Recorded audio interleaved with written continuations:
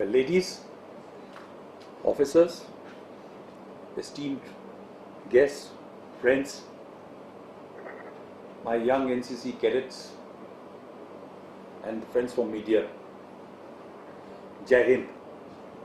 On behalf of Chinar Corps, I extend a very warm, chile bacha welcome to our friends across the Kashmir Valley who have taken this time off to attend this very important, I think, a very important discussion for looking for a permanent, durable peace in Kashmir. This is the first time we have organized a seminar in conjunction with the Kashmiri think tank, Kashmir chapter of the International Center for Peace Studies. My special thanks to Khalid Jehangir Sahab, Chaudhry Abdul Qayyum Sahab, and Mrs. Anita Chandpuria for being here. As you know, India is the launchpad for Eurasia into the Indian Ocean region. Therefore, it has and will continue to be the center of all geopolitical and geostrategic machinations. Our unique culture of Vasudeva Kutumbakam, that is, world is one, enhances the potential of India as a fountainhead of peace in Eurasia and the Indian Ocean region. Because of this geographic and cultural importance of Indian Peninsula, India has also been of great interest to the external forces, be it across the mighty Himalayas or the Hindu Kush or across the Arabian Sea and Bay of Bengal. Similarly, our beautiful Kashmir Valley has been at the center of play of geopolitical and geocultural forces, and I think Javed has actually amplified this issue of cultural moodings and was reinforced by Ashok Aima ji in his own discussion. After Kashmir came to be inhabited approximately 5,000 years, imagine that's the cultural moorings which Kashmir has. By 724 Common Era, Kashmir's king Lalitit, his Kurakota Empire extended from Central Asia in the west to Bengal in the east, from the Tibet in the north to the Vindhyas in the south. I am very sure these young kids will not have even heard of his name ever. In the subsequent cycles of history, Kashmir was impacted by repeated population and cultural invasions from the west because it was rich in its own culture. So everybody wanted to come here and understand what Kashmir is all about. These resulted in introduction of Islam and thereafter by rule of machinations in the 14th century, followed by Sikh and the Dogra rules.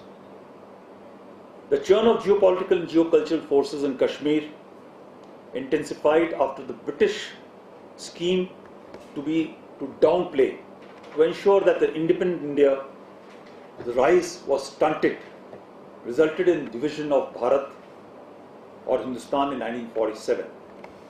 This worsened in 1988 under Pakistan's Operation Topak and its K2, that is Kashmir and Khalistan strategy. The K2 strategy resulted in the 7th exodus.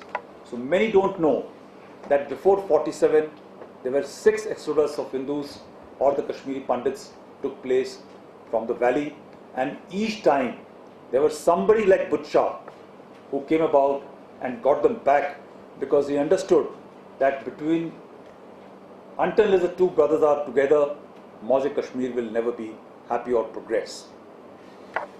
The flattening of the world, initially by radio and subsequently by television, followed by internet and cellular networks, amplified Pakistan's ability to interfere in Kashmir. I think Salim has just brought out how that interference was played initially by print media, and thereafter by the social media networks which flow a radical element from across the line of control. This helped Pakistan outmaneuver the line of control fence which you have got and introduce the Intifada model in 2008 in Kashmir. Pakistan continues to use new development strategies in terms of even communication technology for its propaganda to link the so-called Masla Kashmir with Islam. How incorrect that can be. This has had a serious negative impact on the psyche of the majority of Hanafi Muslims of Kashmir. The impact was much more severe and wide in 1990 when Kashmir largely became home to only Muslims, making it a very homogeneous society which was never the norm of Kashmiri population and the diaspora.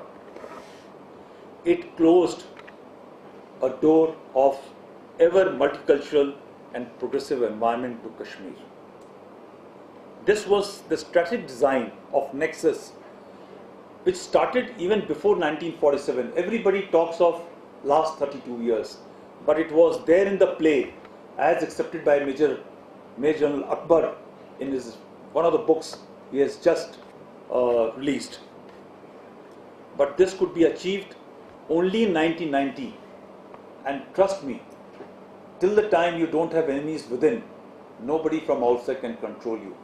There were enemies from within who could be easily controlled, maneuvered to control a population which was actually naive and was gullible to be controlled. As has been the history, present days and tomorrow's emerging geopolitical forces and developments will impact India, including Jammu and Kashmir. I must highlight few of them. There are 4 very important events which are now developing, which you need to watch, and which give space for permanent and durable peace in Kashmir. And that is why this subject was introduced today. The first one, gentlemen, ladies and gentlemen, is the force of moderation and modernization, which is sweeping the Islamic countries in our West. Just jump 2 countries and you see in the West Asia, there is a series of actions which is taking place, and they are continuing to modernize their own systems, and they understood the flaws which are there within. The second is the rise of China and the West getting together to control the rise of China. Third is a assured post-COVID rise of our country, India, in the Committee of Nations. Last but most importantly for us in Jammu and Kashmir is relevant to the geopolitical change which is impacting Pakistan. With the exit of the United States from Afghanistan, there is a major force which is playing in Pakistan.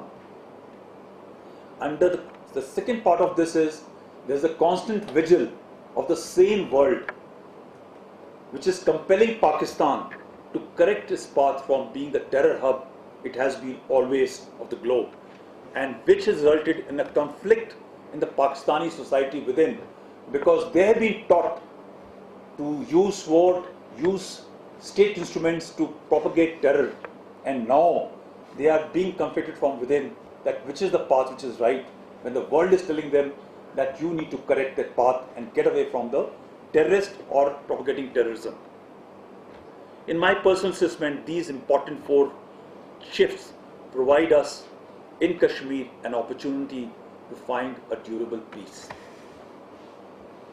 It will be entirely wrong to assess that the Government of India began unfolding its long-term plan to navigate India through the maze of emerging geopolitical forces early on.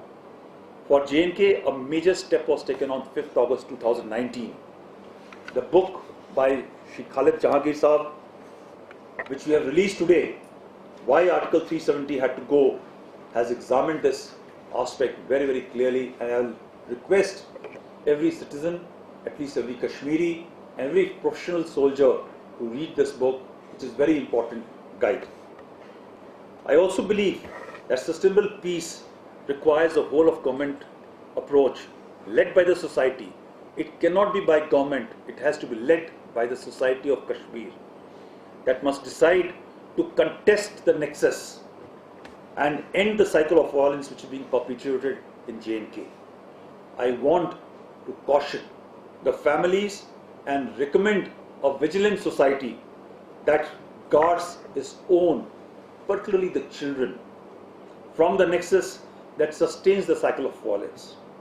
Feeding on the young ones. Your young ones are being vultured upon. You need to protect them. Firstly, we need to understand the nefarious design of the establishment across that has systematically worked against Jammu and Kashmir even before the partition and expose their real intent to the youth. The youth today does not understand that.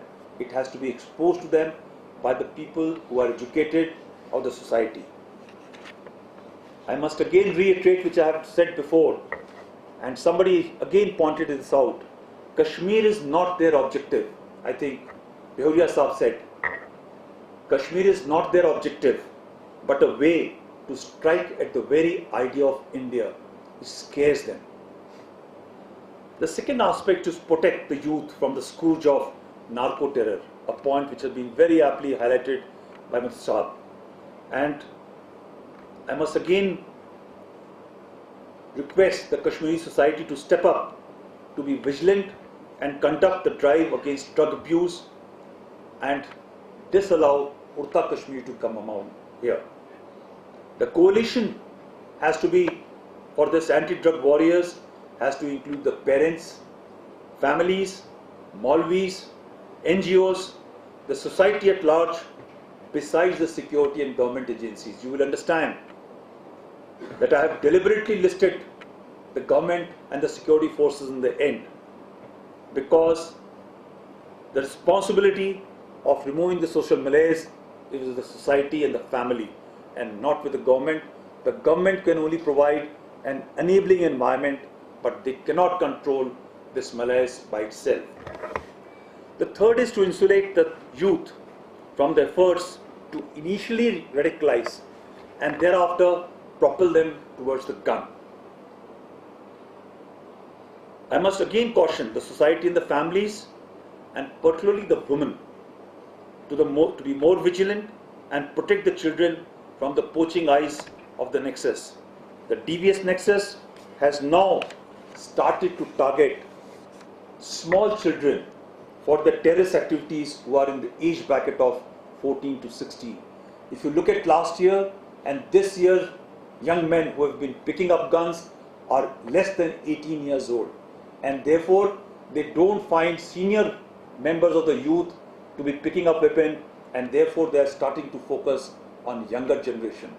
And that is where, my dear ladies, women, sisters, you cannot look away from your responsibilities, that we did not know what was happening in his mind, and this young child has joined the terrorist ranks. You have to be vigilant and ensure that your brother, son, husband does not pick up weapon. Observe your children.